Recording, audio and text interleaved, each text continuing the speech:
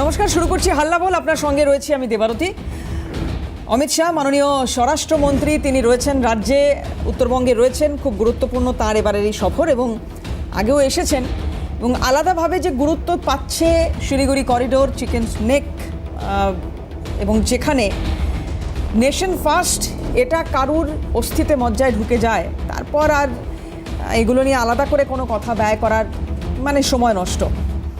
তো এখানে বিষয়টা এইরকম যে দেখুন, রাজনীতির বাইরে তো কিছু হয় না। সকালবেলা ঘুম থেকে উঠে ব্রাশ করা থেকে শুরু করে রাতে ঘুমোতে যাচ্ছি সেই পর্যন্ত রাজনীতি আর রাজনীতি, কিন্তু সবসময় তার যে কোনো নেগেটিভ ইম্প্যাক্টই পড়বে এরকমটা তো নয়। তো ফলে একটু পজিটিভ আলোচনা হোক। আমার সঙ্গে প্যানেলিস্ট যারা থাকবেন আমি তাদের কাছ থেকে এক্সপেক্ট করব। কিন্তু যেটা একদম শুরুতেই আমি আবার বলছি, দেশের সার্বভৌমত্ব রক্ষা এবং সর্বোপরি এটা কোনো রাজনৈতিক দলের ভাবনা হতে পারে না যে নেশন ফার্স্ট, এটা প্রতিটি ভারতবাসীর ভাবনা হওয়া উচিত। এবং আমাদের ভাবনা যদি এটা হয়, তাহলে বহির্বিশ্ব সমঝে চলবে ভারতকে। তারা জানবে, তারা বুঝবে যে এই ভারত অন্য ভারত, অখণ্ড ভারত, এবং এর মধ্যে কোনোভাবেই কোনোরকম বিশৃঙ্খলা তৈরি করার ব্যর্থ চেষ্টা যদি কেউ করে। তো অমিত শাহ আবারও এই বার্তা দিচ্ছেন, এবং রাজ্যের মাননীয় মুখ্যমন্ত্রী শুভেন্দু অধিকারী যে কথা বলছেন, 2047 আমাদের সবার লক্ষ্য, আর এই জায়গায় দাঁড়িয়ে আমরা একসঙ্গে কাঁধে কাঁধ মিলিয়ে চলবো। যেটা এই মুহূর্তে দাঁড়িয়ে সম্ভব হয়েছে করা, বিএসএফকে জমি দেওয়া থেকে শুরু করে 100 দিন সদ্য পার করেছে নতুন সরকার, এবং একাধিক বিষয়ে এই সোনার বাংলা গড়ার দিকে যেভাবে এগোচ্ছে বিজেপি সরকার, 43% নাম্বার ইতিমধ্যেই অমিত শাহ দিচ্ছেন শুভেন্দু অধিকারীকে। যাই হোক, আজকে যে বিষয়ে কথা বলছি, যে ভারতের সার্বভৌমত্ব রক্ষায় এই মুহূর্তে দেশের সরকার ভাবছে, এই মুহূর্তে বাংলার সরকার তারাও ভাবছে। এতদিন যেটা অমিল ছিল সেটা আজ দেখছে বাংলা, দেখছে ভারত, দেখছে বিশ্ব। কি বললেন অমিত শাহ, দেখুন। नरेंद्र मोदी सरकार ने सिलीगुड़ी कॉरिडोर, चिकन नेक के राष्ट्रीय सुरक्षा के दृष्टिकोण को, उसके महत्व को बहुत अच्छे तरीके से पहचाना है। 8 राज्यों को जोड़ने वाला ये अत्यंत संवेदनशील महत्वपूर्ण गलियारा है। 3 अंतर्राष्ट्रीय सीमाएं नेपाल, भूटान और बांग्लादेश, यही सिलीगुड़ी कॉरिडोर को लगती है, और एक प्रकार से इसकी सुरक्षा राष्ट्र की सुरक्षा के साथ जुड़ी हुई है। हमने सिलीगुड़ी कॉरिडोर की सुरक्षा को अभेद बनाने के लिए त्रिकोणीय सुरक्षा ग्रिड बनाया है।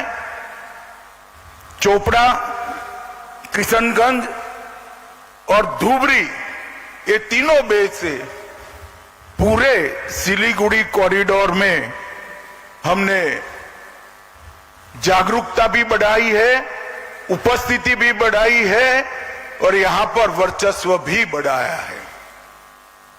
हमने समय समय पर तीस्ता प्रहार और ऐसे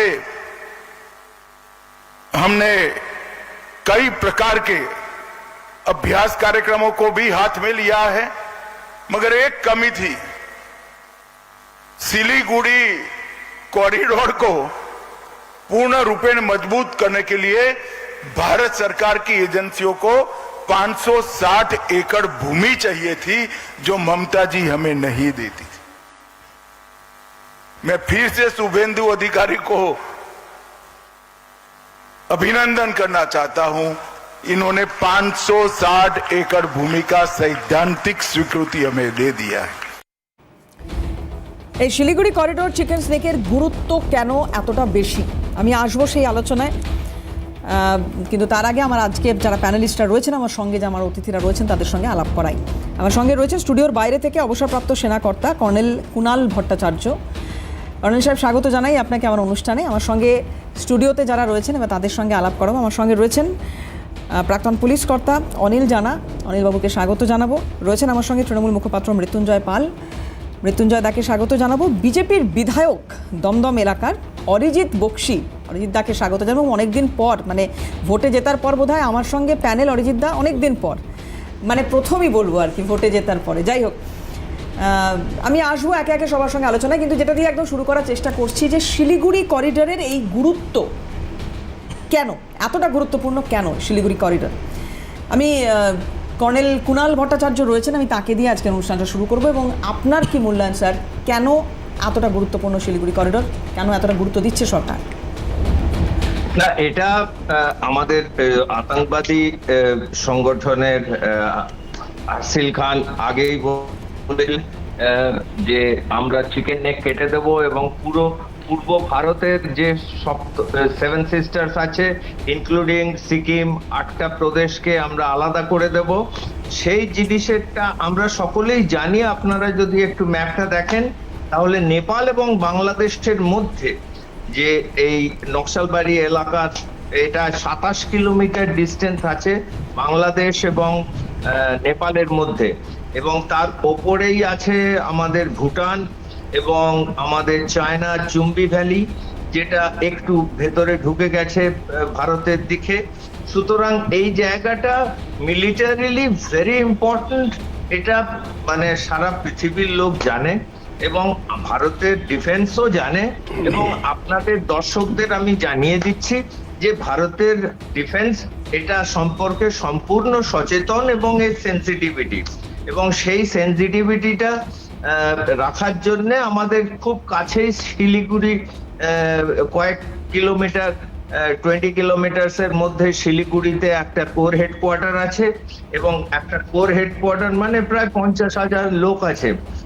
তার সঙ্গে অ্যালাইড ইনফরমেশন আছে, মানে 3-4টে ব্রিগেড আছে, একটা আর্মার্ড ব্রিগেড আছে, একটা আর্মার্ড ব্রিগেডে 3টে রেজিমেন্ট, একটা রেজিমেন্টে 45টা করে ট্যাঙ্ক, 135টা ট্যাঙ্ক আছে, একটা আর্টি ব্রিগেড আছে, একটা ব্রিগেডের আর্টি রেজিমেন্টে প্রায় 18টা করে কামান থাকে। সে 18টা কামান মানে একটা ব্রিগেডে প্রায় 54খানা কামান আছে, প্লাস অ্যান্টি এয়ারক্রাফট গান ইত্যাদি আছেন, একটা ইঞ্জিনিয়ার ব্রিগেড আছে। সুতরাং আপনাদের দর্শকদের জানানো হচ্ছে যে ভারতের আর্মি সম্পূর্ণ প্রস্তুত আছে এই ব্যাপারে। এবং কিসের জন্য আপনি বলছেন এই প্রস্তুতিটা কারণে, হ্যাঁ, এই প্রস্তুতিটা কারণ ভারত জানে যে এটা কত ক্রুশিয়াল জায়গা, এবং চায়না যদি অ্যাটাক করতে চায় ওপর থেকে চুম্বি ভ্যালি থেকে আসতে পারে নিচে। জল ঢাকা প্রকল্প আছে আমাদের বাংলাদেশের পশ্চিমবঙ্গের মধ্যে, সেই জায়গাটা খুব তাড়াতাড়ি, মানে আমি নিজে ওই রাস্তায় হেঁটে এসেছি ভুটানের বর্ডার থেকে পশ্চিমবঙ্গের জল ঢাকা পর্যন্ত। চুম্বি ভ্যালি থেকে it is just role down, মানে আপনি গড়িয়ে গড়িয়ে নেমে যেতে পারেন পশ্চিমবঙ্গের প্লেনসে।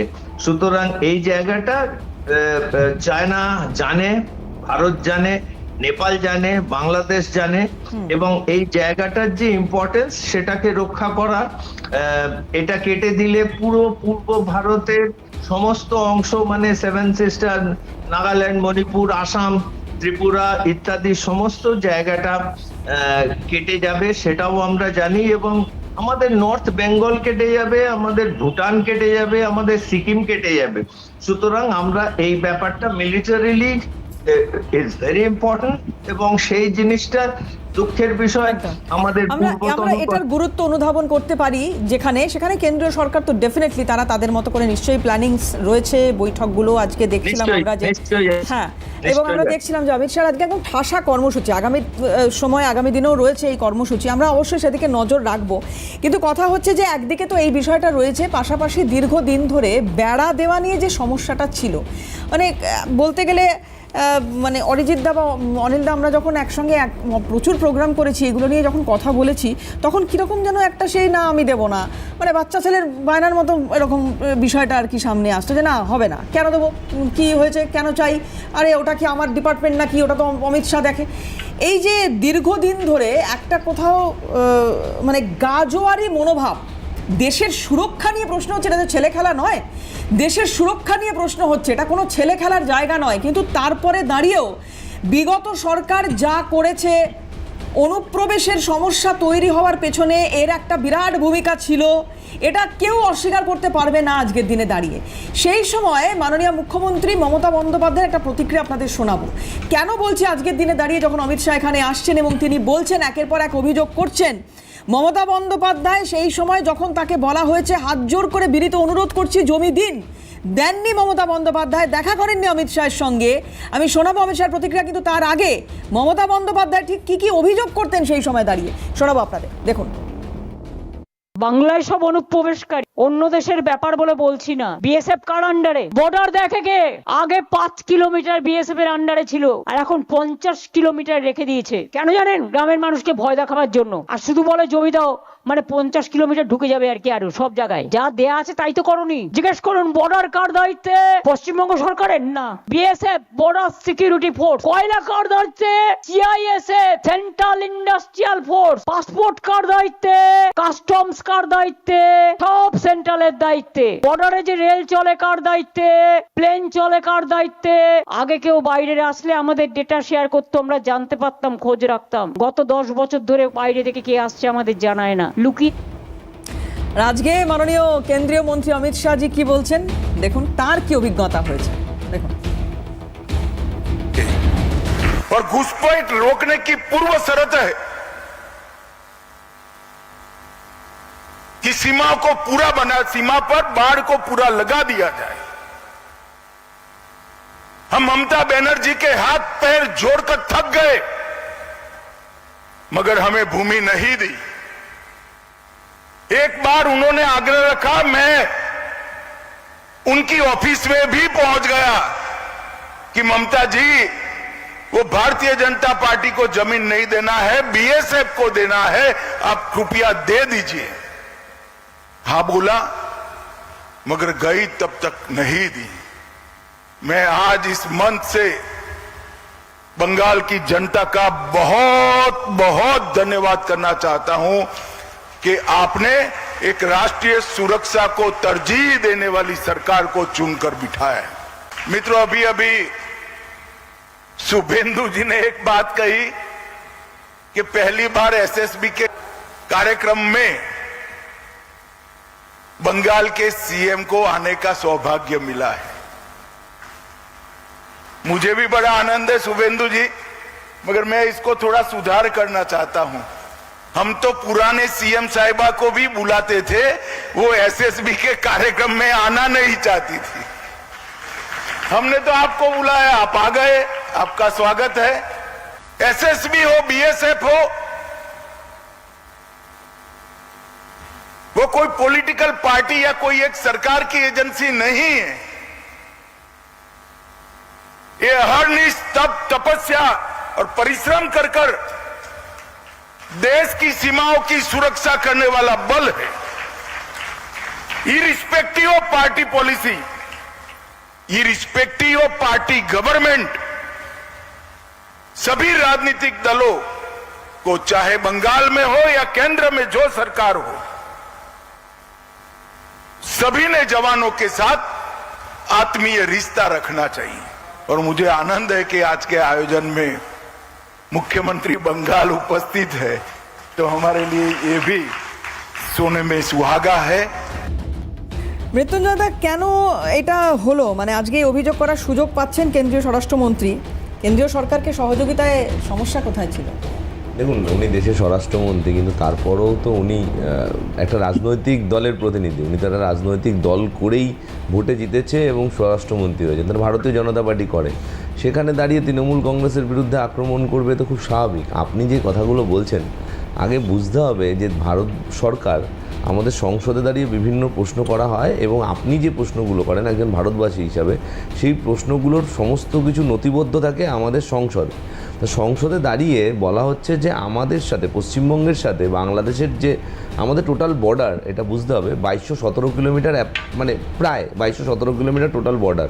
সেই বর্ডারের মধ্যে আমাদের 1648 কিলোমিটার বর্ডার দেওয়া আছে, মানে ফেন্সিং দেওয়া আছে, আর 569 কিলোমিটার ফেন্সিং নেই।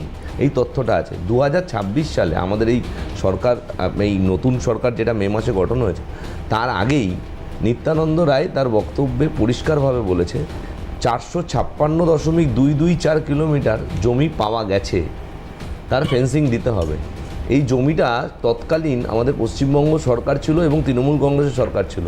তৃণমূল কংগ্রেস সরকার যদি জমি না দেয়, তাহলে নিত্যানন্দ রায় মিথ্যে কথা বলছেন, বা আপনি বা স্বরাষ্ট্রমন্ত্রী মিথ্যে কথা বলছেন, বা এখানে দাঁড়িয়ে একটা রাজনৈতিকভাবে একটা ন্যারেটিভ সৃষ্টি করার চেষ্টা করা হচ্ছে। বর্ডার সিকিউরিটি ফোর্স, আপনি যে আমাদের প্রাক্তন মুখ্যমন্ত্রী আমাদের নেত্রী মমতা বন্দ্যোপাধ্যায়ের বক্তব্য শোনালেন, ঠিকই তো, বর্ডার সিকিউরিটি ফোর্স, বর্ডার পাহারা দেওয়ার দায়িত্ব তো নিশ্চিতভাবে কার দায়িত্ব? বর্ডার সিকিউরিটি ফোর্সের। আমাদের যদি সীমান্ত পাহারা দেবে, তারা যদি কোনো ঢোকে, আর সীমান্ত থেকে যেই ঢোকার, এই যে ঢোকার তথ্যটা আপনি বলছেন, কিছুদিন আগে আমরা দেখছিলাম যে বিভিন্ন চ্যানেলে দেখছেন এই রোহিঙ্গা ঢুকছে, এই ঢুকছে, ওই ঢুকছে। আমরা যখন দেখলাম যে এই যে মায়ানমার থেকে যে পাকড়াও করা হলো, ত্রিপুরাতে পাকড়াও করা হলো, তাহলে ত্রিপুরাতে ঢুকলো কী করে? ত্রিপুরা থেকে তারা কোথায় যাচ্ছিল পশ্চিমবঙ্গ আর দিল্লিতে। কজনকে আটকানো হয়েছিল? আমরা দেখলাম 3 জনকে আটকানো হলো। তাহলে যদি পশ্চিমবঙ্গে এসে যেত একবার, তারপরে পশ্চিমবঙ্গে গিয়ে যদি ধরা হতো, আপনি বলতেন এই তো এইখানে দেখুন বহিরাগতরা ঘুষপেটিয়া এখানে ঢুকে আছে পশ্চিমবঙ্গে।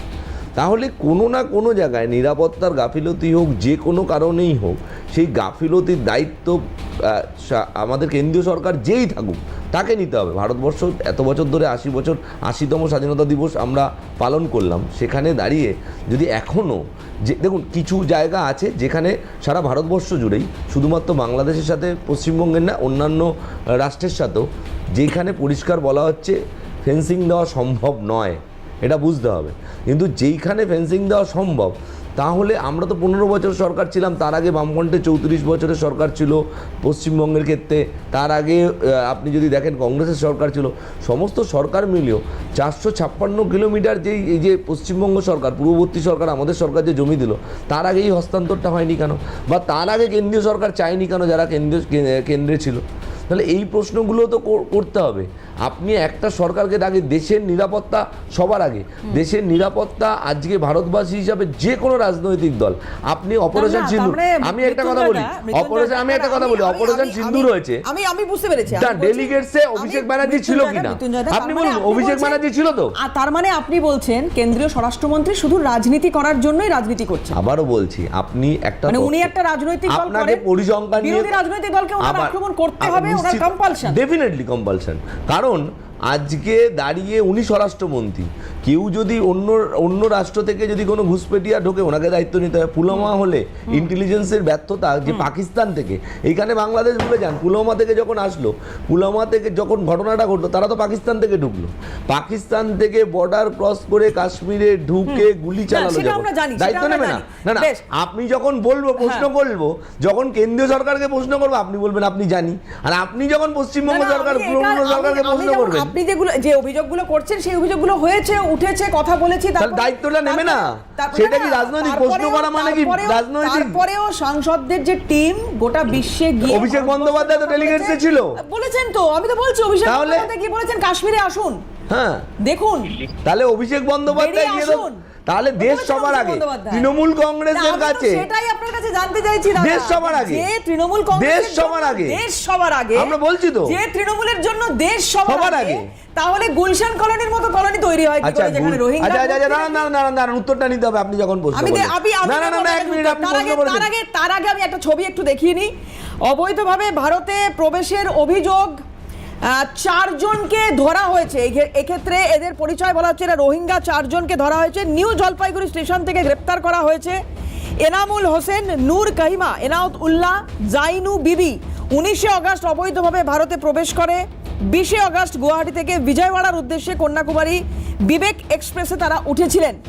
অবৈধ অনুপ্রবেশের অভিযোগে ইতিমধ্যেই তদন্ত করছে রেল পুলিশ। আমি আসবো মৃত্যুঞ্জয় দা, আমাকে একটা ব্রেক নিতে হবে, আমি আসছি, একটা বিরতি নেব, বিরতির পর ফিরে এসে যে অভিযোগগুলো মৃত্যুঞ্জয় দা করছেন, মাননীয় বিধায়ক কিভাবে দেখছেন সেই বিষয়টি জানবো। অনিলবাবু রয়েছেন, কিভাবে দেখছেন, খুব দ্রুত ফিরছি একটা বিরতির পর, সঙ্গে থাকুন। তৃণমূলের তরফ থেকে অনেকগুলো অভিযোগ সামনে এসছে, আমি অরিজিৎদের কাছে আসবো, এবং আমি আসছি আপনার কাছে। আমি অভিযোগ করছি না, আমি অভিযোগ করিনি। আপনি যখন আমায় বলেছেন তৃণমূল কংগ্রেসের প্রতিনিধি হিসাবে, আমি বলেছি যে স্বরাষ্ট্রমন্ত্রী যে কথাগুলো বলছেন, দেশ আগে বলে আমি প্রশ্নগুলো তুলেছি, কোনো অভিযোগ নয়, ভারতবর্ষের এইগুলো অভিযোগ নয়। দ্বিতীয় কথা হলো যে আপনি যে আজকে দেখালেন না ব্রেকে যাওয়ার আগে, যে ধরা পড়েছে শিলিগুড়িতে, এসছে গুয়াহাটি থেকে, তাহলে গুয়াহাটিতে ঢুকলো কি করে? এই প্রশ্নগুলো, এই সাধারণ প্রশ্নগুলো করছি। গুয়াহাটি তো পশ্চিমবঙ্গ সরকার ছিল না, তৃণমূল সরকার ছিল না। আজকে তো এখানেও গুয়াহাটি তো বিজেপির সরকার, পশ্চিমবঙ্গ বিজেপি সরকার, রেলও কার আন্ডারে? তাহলে এই প্রশ্নগুলো যদি আপনি করেন, তাহলেই আপনাকে বলবে যে দেশবিরোধী। ঠিক, দেখি অরিজিৎদা দেশ বিরোধী বলেন কিনা আপনাকে। অরিজিৎদা,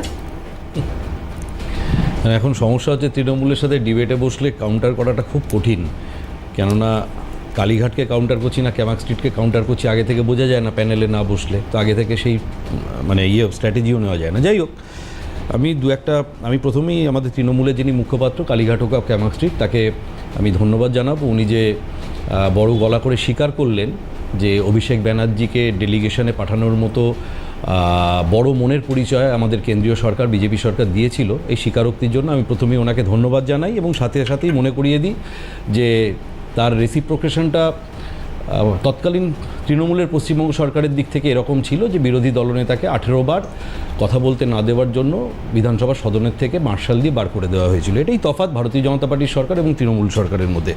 আমি বিষয়ে আসি, আমি যদি পলিটিক্যাল কথা না বলে প্রথমে কোর্টের কথা বলি, আমার মনে হয় যে আলোচনাটা বুঝতে সুবিধা হবে। নিত্যানন্দ রায়ের কথা বললেন, আমি তারও একটা ছোট করে উত্তর দেবো, কিন্তু আগে একটু কোর্টের কথা বলি। 29শে জানুয়ারি 2026 deputy chief of army staff lieutenant general doctor Subrata Saha Kolkata হাইকোর্টে একটি পাবলিক ইন্টারেস্ট লিটিগেশন ফাইল করেছিলেন, যার বিষয়বস্তু ছিল যে পশ্চিমবঙ্গ সরকার ডেলিবারেটলি উইথ ম্যালাফিডে ইন্টেনশন যে বর্ডার এরিয়াতে, বিশেষত এই যে চিকেন স্নেক যেটা নিয়ে আলোচনা করছেন, সেই অঞ্চলে যে জমি কেন্দ্রীয় সরকারকে হস্তান্তর করার কথা সেটা করছেন এবং তার জন্য পশ্চিমবঙ্গের সাধারণ মানুষের জীবন জীবিকা বিপজ্জনক পরিস্থিতিতে পৌঁছাচ্ছে, এই নিয়ে একটা মামলা করেছিলেন। সেই মামলাটা একটা খুব মানে একটা গুরুত্বপূর্ণ ভূমিকা প্লে করেছিল এই বর্ডার ল্যান্ড অ্যাকুইজিশন ডিসপিউটটা রিজলভ করার জন্য। আমি অর্ডারটার কথা বলি। 29শে জানুয়ারি 2026 কলকাতা হাইকোর্ট খুব স্পেসিফিক রাজ্য সরকারকে অর্ডার দেয় যে সীমান্তে অধিগ্রহণ করা সমস্ত জমি রাজ্য সরকার, তৎকালীন রাজ্য সরকার তৃণমূল সরকারকে 31শে মার্চ 2026 মধ্যে বিএসএফকে হস্তান্তর করতে হবে। কতটা বাকি ছিল? রাজ্য সরকার হলফনামায় হাইকোর্টে বলেছিল তারা 181 কিলোমিটার লম্বা স্ট্রেচ হ্যান্ডওভার করতে চায়। এটা রাজ্য সরকারের স্ট্যান্ড ছিল। বাকিটা কত ছিল? 435 কিলোমিটার, যেটা একটু আগে তৃণমূল মুখপাত্র বললেন। 560 কিলোমিটারের মধ্যে 435 কিলোমিটার ফেন্সিং দেওয়া সম্ভব, বাকিটা জিওগ্রাফিক্যাল কারণে সম্ভব নয়। 456 কিলোমিটার সম্ভব। যাই হোক, কম বেশি যাই হোক। এবার আমি তার পরের দিনের মামলার পরিস্থিতি বলি। তার পরের ডেটটা ছিল 22শে এপ্রিল 2026। সেদিন তৃণমূল সরকারের হয়ে রাজ্য সরকারের হয়ে আইনজীবী কোর্টে দাঁড়িয়ে বলেছিলেন যে তারা নাকি হ্যান্ডওভার করেছেন। কত কিলোমিটার জানেন? শুনলে আপনিও হাসবেন, 8 কিলোমিটার। অর্থাৎ 31শে মার্চের মধ্যে যেখানে 181 কিলোমিটার তৃণমূলের স্ট্যান্ড ছিল, চাহিদা আরও বেশি ছিল, হ্যান্ডওভার করার কথা ছিল, 22শে এপ্রিল 2026 কলকাতা আদালতে দাঁড়িয়ে তৃণমূলের কৌশলী বলেছেন তারা হ্যান্ডওভার করেছেন 8 কিলোমিটার। কেন? আপনি যে মমতা ব্যানার্জির বাইকটা দেখালেন, এটা বেশ কিছুটা সময় সামনে পিছনে রয়েছে, আপনি স্পেসিফিক জায়গাটা দেখিয়েছেন। আমি সামনে পিছনে উনি অনেকগুলো কথা বলেছিলেন, সেই কথাগুলো না বললে কেন উনি এতদিন ধরে এই বর্ডারের ডিসপিউটটাকে, ল্যান্ড অ্যাকুইজিশন ডিসপিউটটাকে জিয়ে রেখেছেন সেটা সঠিক বোঝা যাবে না। ওই দিনই ওই মঞ্চে দাঁড়িয়ে, ডেটটা যতদূর সম্ভব ছিল 5ই ফেব্রুয়ারি 2026, যেদিনের আপনি ক্লিপিংসটা দেখালেন, সেই দিন এই যে কথাগুলো বলার সাথে সাথে উনি আরও বেশ কতগুলো কথা বলেছিলেন। উনি বলেছিলেন যে জমিদারি নাকি 5 কিলোমিটার থেকে 15 কিলোমিটার থেকে 50 কিলোমিটার বিএসএফকে দিয়ে দিতে হবে, পুরোটাই সেন্ট্রাল গভর্নমেন্ট আন্ডারে থাকবে বর্ডারটা। এটা হতে পারে নাকি? কেন হবে না? এবার তার কারণটা একটু ফ্ল্যাশব্যাকে যেতে হবে। নভেম্বর 2024 আপনি যদি মিনিস্ট্রি অফ হোম অ্যাফেয়ার্সের সেন্ট্রালের আপনি যদি ডাইরেক্টিভসগুলো দেখেন, রাজ্য সরকারকে বারে বারে মিনিস্ট্রি অফ হোম অ্যাফেয়ার্স এবং সীমান্ত সুরক্ষা বল থেকে বারে বারে সচকিত করেছিল যে সীমান্ত এলাকার সীমান্তের বর্ডারের 8 কিলোমিটারের মধ্যে যে ক্যাটেল হাটগুলো হয় সেগুলো অবিলম্বে বন্ধ করতে হবে, কারণ ওই ক্যাটেল হাটগুলোর বাহানায় গরু বা ক্যাটেল অন্যান্য গবাদি পশু বিক্রি বাটা এর বাহানায় ইনফিল্ট্রেশনগুলো মারাত্মকভাবে হচ্ছে। এই 8 কিলোমিটার বারে বারে বলা সত্ত্বেও এই তৎকালীন তৃণমূল সরকার কোনোভাবে কোনো ক্যাটেল হাট ওই 8 কিলোমিটারের মধ্যে বন্ধ করেনি, উপরন্তু সেগুলোকে আরও বেশি উৎসাহিত করে সাজিয়ে রেখেছিল। কাদের জন্য? কারণ বর্ডার এলাকার সাথে সংযোগ ছিল ব্যারাকপুরের শুভরঞ্জন সিংয়ের মতো নেতাদের, যাদের বাড়ির বাইরে এই যে আপনাদের চ্যানেলে বসে আপনারা এই ছবি দেখিয়েছেন, বাড়ির সামনে চার্ট ঝোলানো থাকে, এত এই ডকুমেন্ট, আধার কার্ড 15,000, ভোটার কার্ড 10,000, আর কি কার্ড 25,000, রেশন কার্ড 25, এসব ছিল। এখন কথা হচ্ছে এই যে একটা একদিক থেকে বর্ডারের ওপার থেকে এপারে ইনফিল্ট্রেশনের মাধ্যমে দুটো বেনিফিট। নাম্বার 1, শুভরঞ্জন সিংয়ের মতো নেতারা যারা পার্থবাবুর, ব্যারাকপুরের পার্থবাবুর অত্যন্ত হৃদয়ের কাছের মানুষ, কাঁধে হাত দিয়ে ছবি তুলছিলেন, তাদের এই হিউজ একটা স্ক্যাম কালেকশন, এটা যেমন একটা দিক ছিল, ঠিক দ্বিতীয় কারণ ছিল ডেমোগ্রাফিটাকে দিনের পর দিন পরিবর্তন করে, কারণ কিছু করা ছিল না। মমতা ব্যানার্জির গভর্নমেন্ট সংখ্যালঘু তোষণের পিঠে চড়ে বসেছিল, সেখান থেকে নামার তাদের কোনো উপায় ছিল না। পার্থবাবু কিন্তু আবার দিনের পর দিন এই ডেমোগ্রাফি চেঞ্জ করে সংখ্যালঘু তোষণ করে ভোটারদের কনসলিডেট করে তৃণমূল সরকার ভেবেছিল এই যাত্রাও উতরে যাবে, কিন্তু পশ্চিমবঙ্গের সাধারণ খুব সহজভাবে বুঝিয়ে দিয়েছে সংখ্যালঘু তোষণ করে লাভ হবে না। একটা বিষয় একটু অরিজিৎদাকে জানতে চাইবো। অরিজিৎদা, গুয়াহাটির কথা কিছুক্ষণ আগে হচ্ছিল, আমি বলছি আসাম ত্রিপুরা এখানেও তো একটা বড় অংশ বর্ডার শেয়ার করছে পড়শি দেশের সঙ্গে, সেক্ষেত্রে ওইখানে এই জটিলতাগুলো কি কম নাকি নেই? আমি আবারও বলি, আমি একটা উদাহরণ দিয়ে বলি যে ধর্ষণের মতো নক্কারজনক ঘটনা সমস্ত রাজ্যে ঘটে, তাই আইন আছে, মারাত্মক শক্ত কঠিন পেনাল প্রভিশন রয়েছে, কিন্তু পার্থক্যটা হলো ভারতীয় জনতা পার্টি পশ্চিমবঙ্গ সরকার যখন চালায় তখন মুখ্যমন্ত্রী বলেন এই ধরনের নক্কারজনক ঘটনা ঘটলে পুলিশকে খোলা হাত দেওয়া থাকবে, যা প্রয়োজন তাই করার। আর তদানীন্তন গভর্নমেন্ট, মমতা সরকারের গভর্নমেন্ট, মেয়েটি প্রেগনেন্ট ছিল কিনা, লাভ অ্যাফেয়ার ছিল কিনা, এই খোঁজগুলো নেয়। মানসিকতার পার্থক্যটা এই জায়গায়, আমি উত্তরটা দিয়ে নিই। যে স্টেটগুলোর কথা আপনি বললেন সেখানে রাজ্য সরকারগুলো কোথাও এই ক্রস বর্ডার ইনফিল্ট্রেশনকে প্রমোট করে না, তাদের জামাই আদর করে ডেকে এনে তাদের কার্ড বানিয়ে দেয় না, ভারতবর্ষের নাগরিক সাজার ছদ্ম অধিকার দেয় না, যেটা তৃণমূল সরকার পশ্চিমবঙ্গে আরেকটা ব্রেক নেব। আমি আসছি, অনিলবাবুর কাছে আমরা যেতেই পারিনি, একটা খুব শার্প ব্রেক নেব, বিরতির পর ফিরে এসে অনিলবাবুর কাছে যাবো। স্যার রয়েছেন আমাদের সঙ্গে, কর্নেল সাহেব, তার কাছেও যাবো, খুব দ্রুত ফিরছি বিরতির পর, সঙ্গে থাকুন।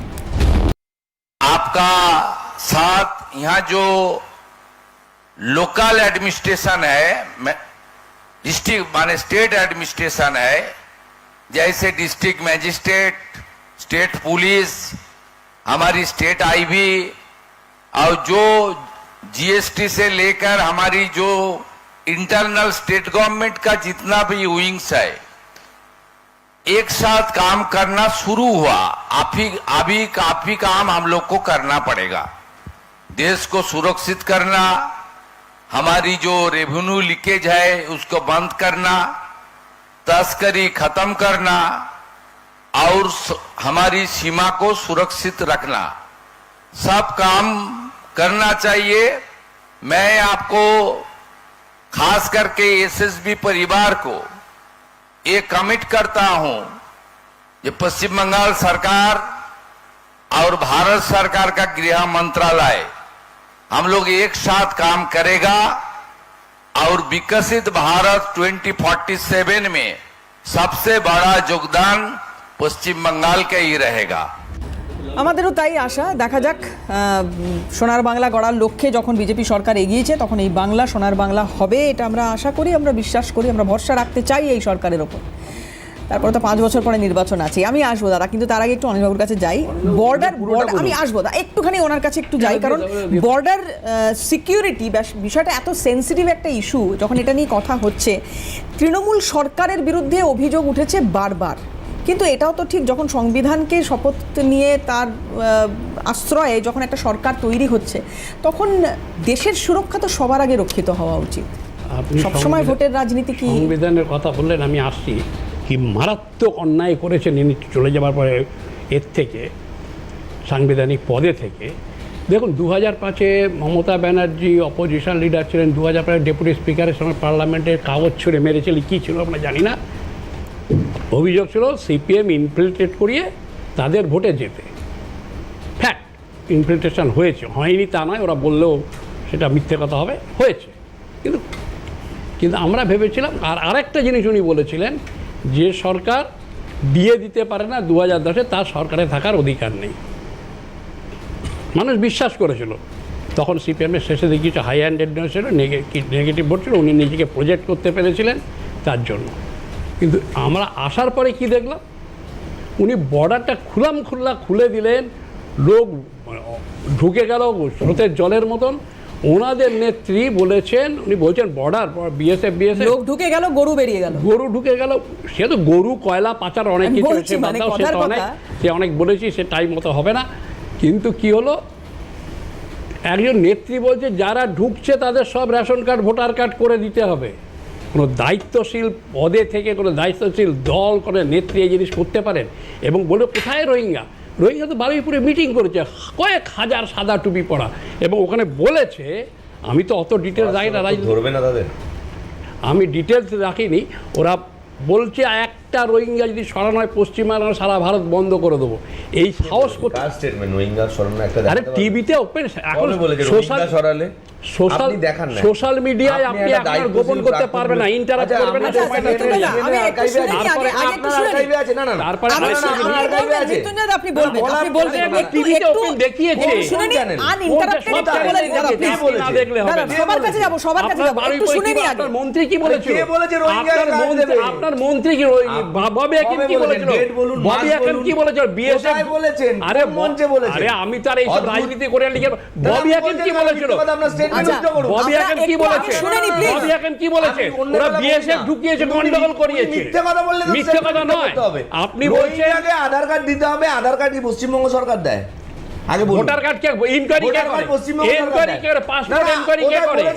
পাসপোর্ট কে করে? আধার কার্ড রেশন কার্ড দিতে হবে কোথায় বলেছে? আপনারা রোহিঙ্গা, না আপনি বলুন, অ্যাঙ্কারকে আমি বলছি, রোহিঙ্গা দেখতে পাননি?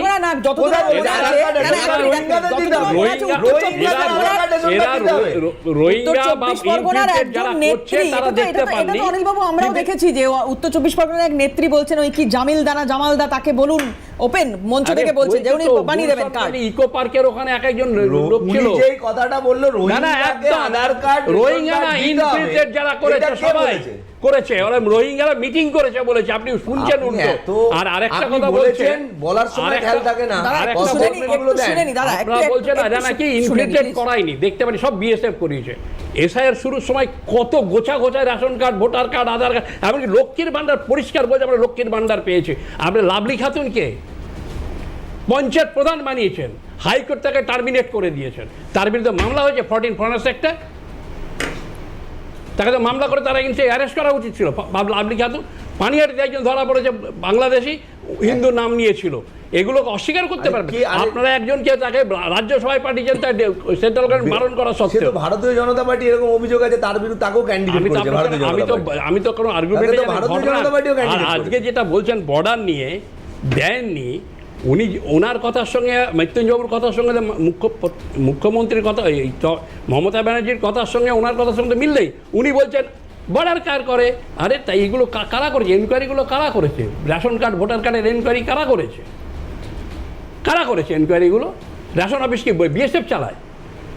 তারপরে আরেকটা কথা, আপনার খুব অ্যালার্মিং জিনিস যেটা হয়েছে সেটা মনে হচ্ছে, যেটা উনি সাংবিধানিক পদে থেকে একটা কথা বলেছেন, যেটা মানে কত বড় দুটো দেশের মধ্যে কি হয়, বাংলাদেশ ওটা লুপে নিয়েছে।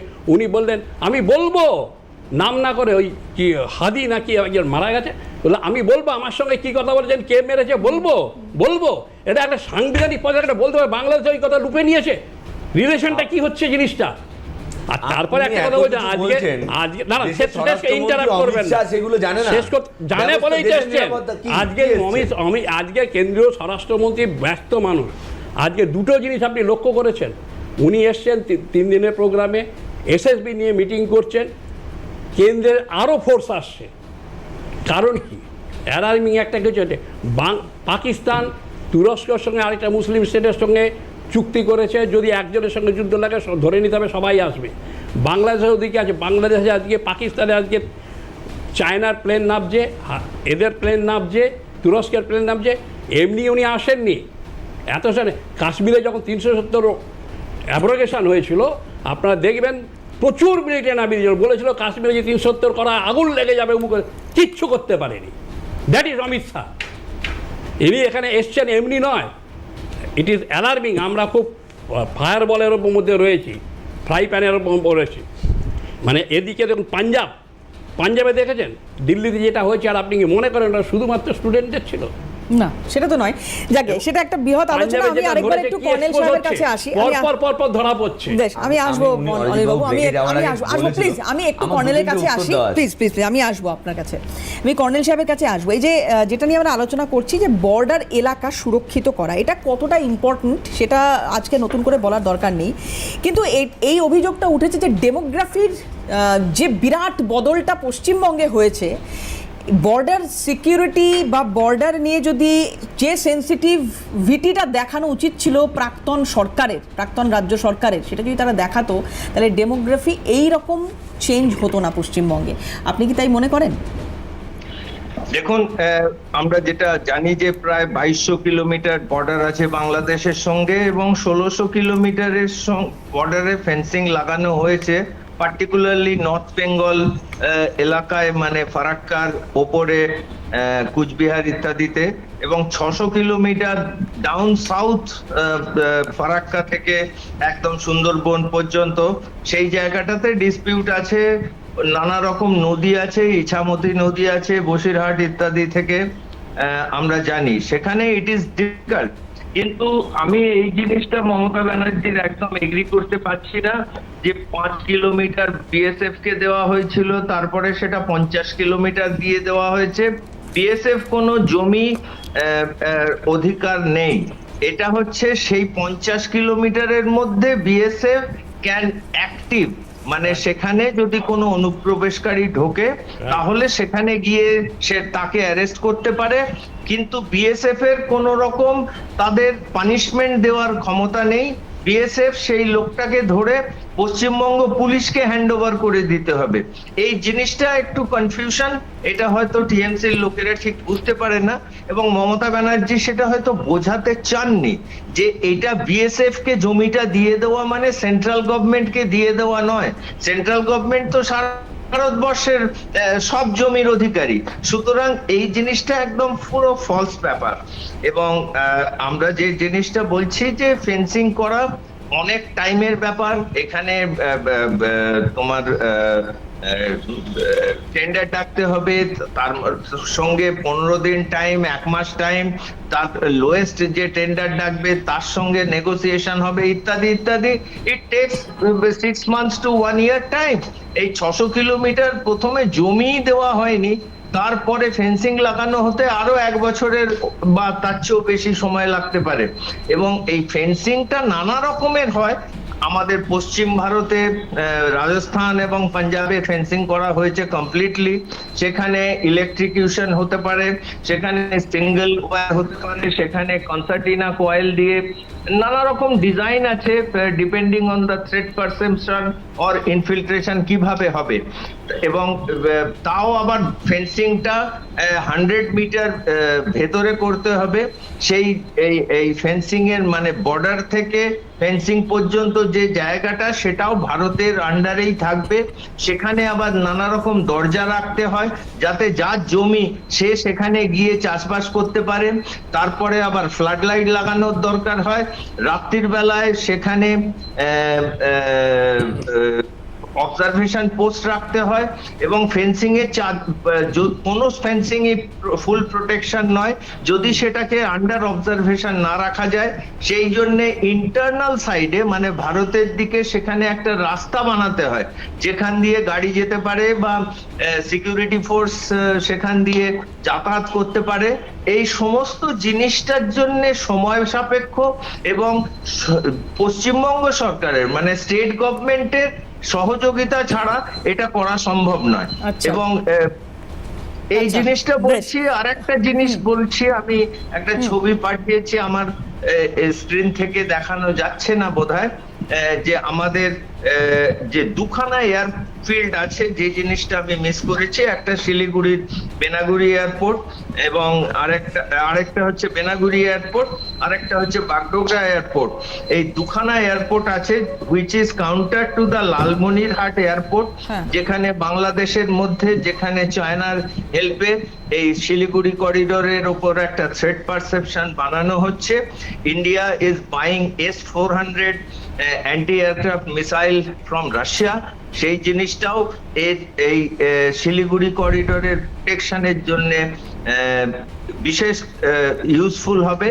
এবং আপনাদের দর্শকদের আমরা জানিয়ে রাখি, ভারতবর্ষের সামরিক বাহিনী সম্পূর্ণ প্রস্তুত আছে এটাকে, এবং it is one of the most defended area in India.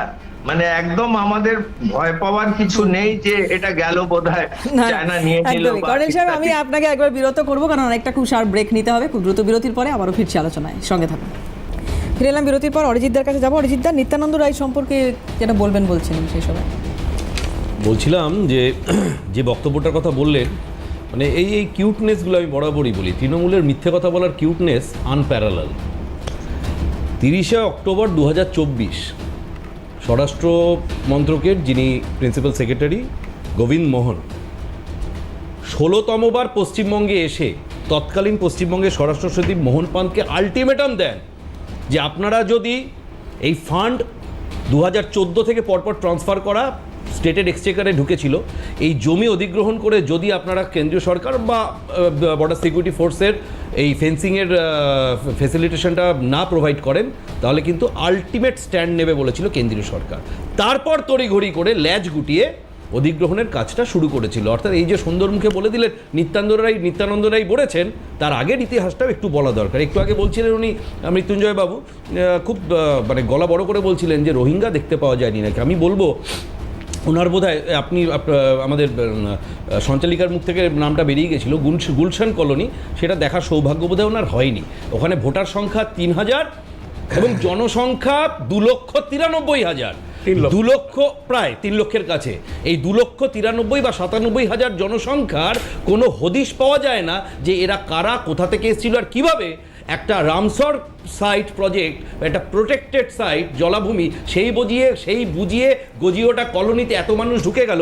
উনি বোধহয় ব্যারাকপুরের এই বারুইপুরের সেই রাজ্য সরকার ফান্ডেড কলোনিটা দেখে আসেননি, যেখানে একটু আগে যেটা বলছিলেন সাদা টুপি পরা বিশাল মিছিল ধর্মতলায় সমাবেশ করেছিল। এগুলো দেখার না সৌভাগ্য হয়নি। কাছে বলবো এখান থেকে একটু দূরে আটঘরা ধনী কদমপুকুর চলে যান, বন্ধ হওয়া বাড়িগুলো, তার মানে ঝুপড়িগুলো, তার দরজা খুলে দেখে আসুন রোহিঙ্গা কোথায়, বাংলাদেশি কোথায়। আমার প্রশ্নটা ছিল একটাই, যে যারা বাইরে থেকে ঢুকছে, যে ঘুষপেটিয়া, আমাদের স্বরাষ্ট্রমন্ত্রীর কথা আমরাও বলছি, এটা তো দেশের নিরাপত্তার স্বার্থে খুবই খারাপ। তাহলে ঢুকলো কিভাবে? এর প্রথম প্রশ্নটাকে স্বরাষ্ট্রমন্ত্রীকে দিতে হবে, বিএসএফকে দিতে হবে। এক, দ্বিতীয় কথা হলো উনি পার্থভৌমিককে নিয়ে বলছিলেন। পার্থভৌমিক তো এখন এনডিএতে চলে গিয়ে একটা এনসিপিআই নামক দলে গিয়ে, তার না আছে কি আমরা জানি না, সেটা কি খায় না গায়ে মাখে, সেই দলে গিয়ে এনডিএর সমর্থক, এনডিএকে সমর্থন করছেন। এবং আমি বলিনি, আপনি চ্যানেলে বসে দুটো মিথ্যা কথা বললেন। নাম্বার 1 পার্থভৌমিক এনডিএ সমর্থক, আপনি প্রমাণ করুন। দ্বিতীয়ত আপনি একটু আগে ওনাকে বলেছেন ভারতীয় জনতা পার্টি এরকম লোককে টিকিট দেয়। কোন বাইরে লাভলি খাতুনের মতো বহিরাগত কোথায়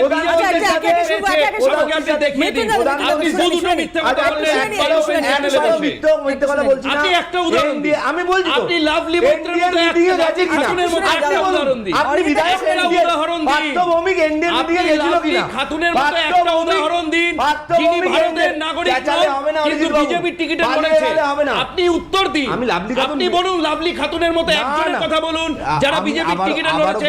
আপনি বাংলাদেশি, প্রতিষ্ঠিত বাংলাদেশিকে পঞ্চায়েতের প্রদান করেছেন আপনারা, তারপরে আপনারা বড় বড় কথা বলছেন। কাজটা বাড়াতে করেননি আপনারা, কাজটা বাড়াতে করেননি। নামটা বলুন, বলুন না, নামটা বলুন না, নামটা বলুন, বিজেপির নামটা বলুন, নামটা বলুন, কোন বাংলাদেশি, কোন মায়ানমারি বিজেপির টিকিটে দাঁড়িয়েছে। আপনারা 10% সংরক্ষণ মুসলিমদের দিয়ে ওবিসি ভাই বোনদের জীবন জীবিকা নষ্ট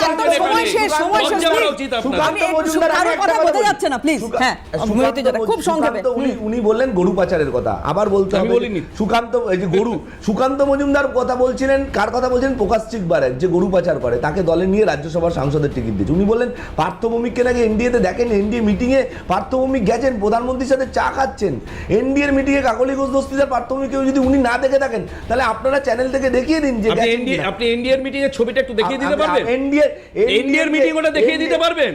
ডেকেছে আপনার মুখ্যমন্ত্রী তাহলে বিমান বসুর সাথে যখন ফিশ ফ্রাই খেয়েছিল, বিমান বাবুকে কি তৃণমূলে জয়েন করেছিলেন? আচ্ছা, বিমান বাবুকে ফিশ ফ্রাই খাওয়াবার সময় জয়েন করেছিলেন?